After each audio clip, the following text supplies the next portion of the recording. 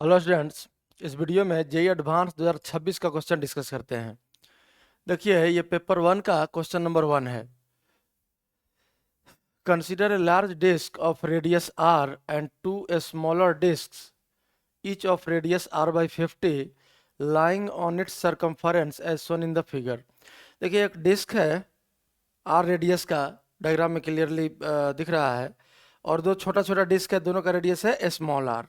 Diagram में इस disc को ओमेगा से रोटेट कराया है एंटी क्लॉकवाइज सेंस में, और इस डिस्क को 2 ओमेगा से रोटेट कराया है क्लॉकवाइज सेंस में। क्वेश्चन में आगे देखिए लिखा है, the smaller discs are initially in contact with each other.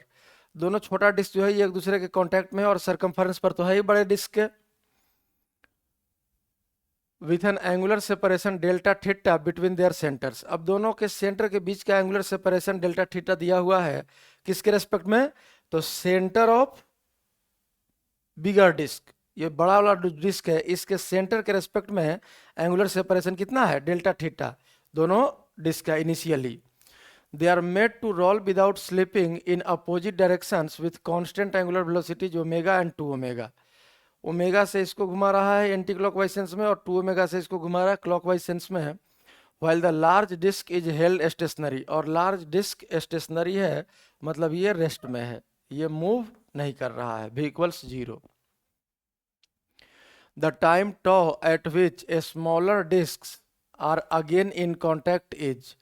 अब ये पूछ रहा है कि कितना देर के बाद फिर से ये स्मॉलर डिस्क एक दूसरे के कांटेक्ट में आ जाएगा। अब देखिए, इसमें दिया हुआ है use sine delta theta equals delta theta and ignore gravity. Gravity को हम लोग काउंट नहीं करना है, और टाइम निकालना है जब ये एंटी क्लॉकवाइज सेंस में चल रहा है और ये क्लॉकवाइज सेंस में चल रहा है।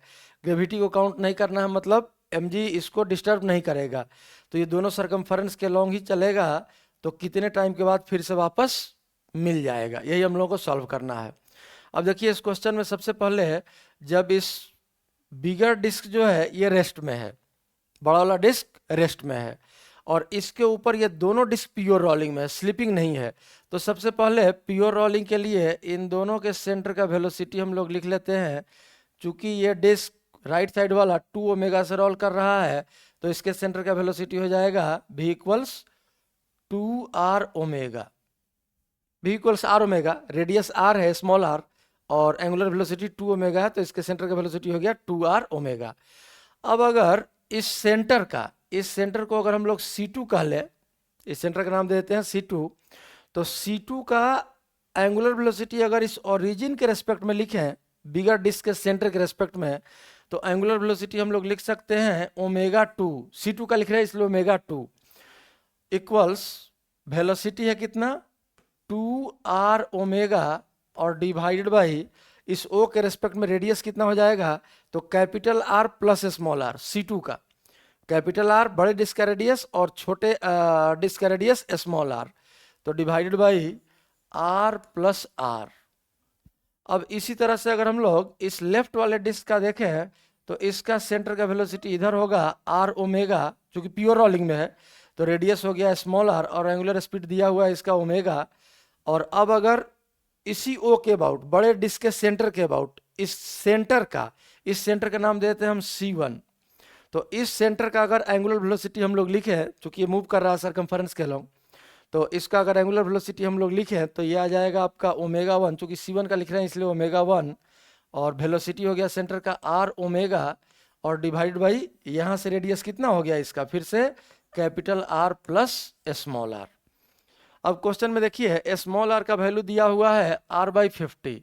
अब अगर स्मॉल r का वैल्यू हम लोग r/50 यहाँ पुट कर दें, तो r प्लस r/50 ये हो जाएगा 51 r/50। 50 जाएगा ऊपर, 51r डिनोमिनेटर में बचेगा। यहाँ एक बार और ओमेगा 1 ओमेगा 2 लिख लेते हैं।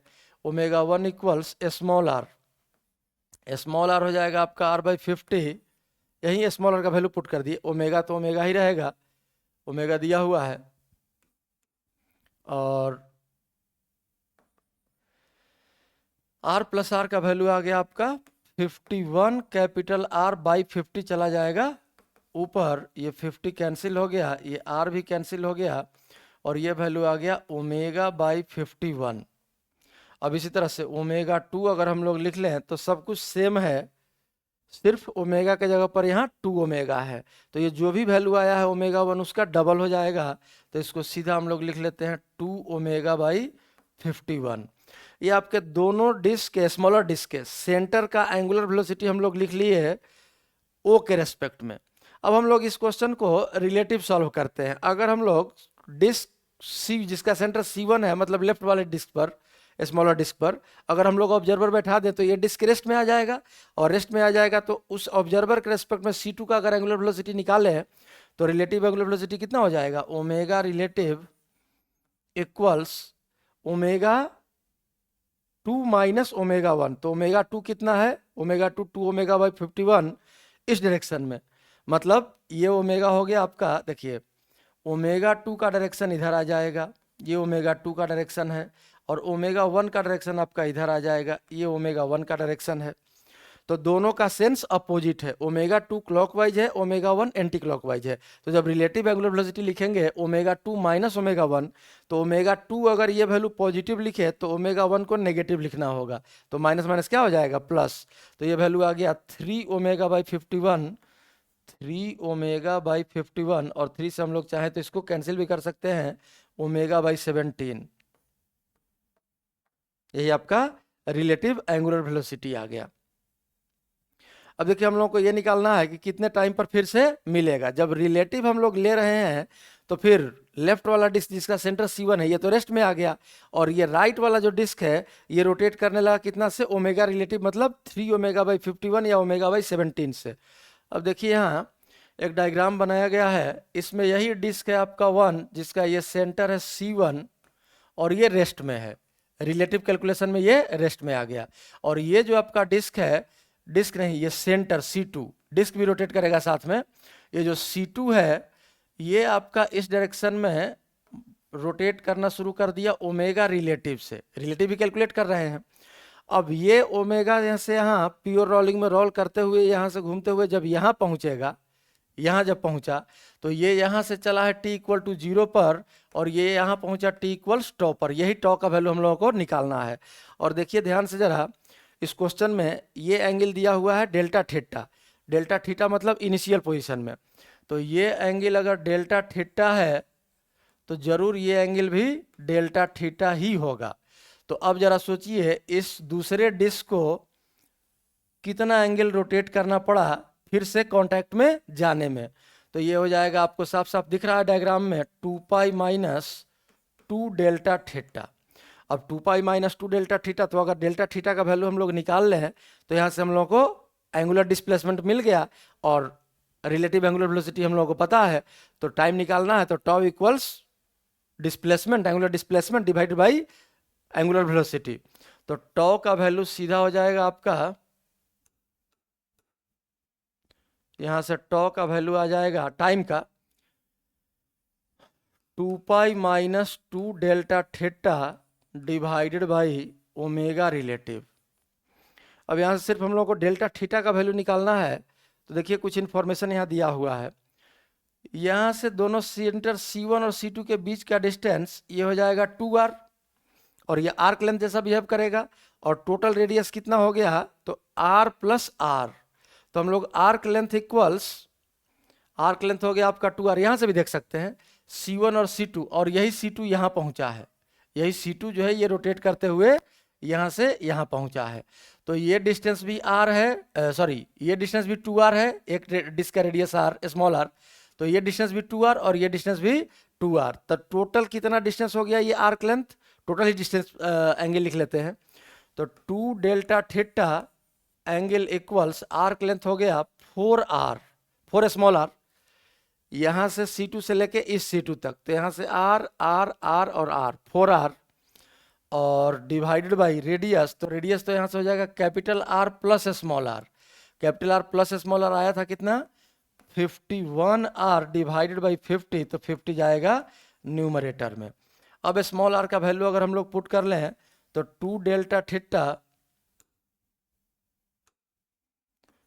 2 डेल्टा थीटा इक्वल्स आ गया 4 into 50 divided by 51 R into small R का वैल्यू गिवन है क्वेश्चन में कैपिटल आर बाई 50। अब ये 50 कैंसिल हो गया, ये आर भी कैंसिल हो गया, और 2 डेल्टा थीटा का वैल्यू आपको साफ साफ दिख रहा है 4/51 आ गया। तो अब ये टाइम जो आया, टाइम टॉ इक्वल्स आ जाएगा आपका 2 पाई माइनस 2 डेल्टा थीटा आ गया 4/51 और डिवाइडेड बाई ओमेगा रिलेटिव। यहाँ देखिए हम लोग ओमेगा रिलेटिव का वैल्यू निकाल चुके हैं 3 ओमेगा बाई 51। तो हम लोग डिवाइड कर देंगे इसमें इंटू 1/3 ओमेगा बाई 51। तो 51 कहाँ चला जाएगा, 51 चला जाएगा आपका न्यूमरेटर में। तो यही आपका आंसर हो जाएगा 51 into 2 pi minus 4/51 divided by 3 omega. देखिए कौन सा ऑप्शन मैच कर रहा है, 51 into 2 pi minus 4/51 by omega है ये, 51 into 2 pi minus 4/51 by 3 omega है। यही ऑप्शन आपका मैच कर रहा है। तो यही आपका आंसर हो जाएगा ऑप्शन सी, और यही इस क्वेश्चन का सॉल्यूशन है। दोनों पेज देख लीजिए आप लोग।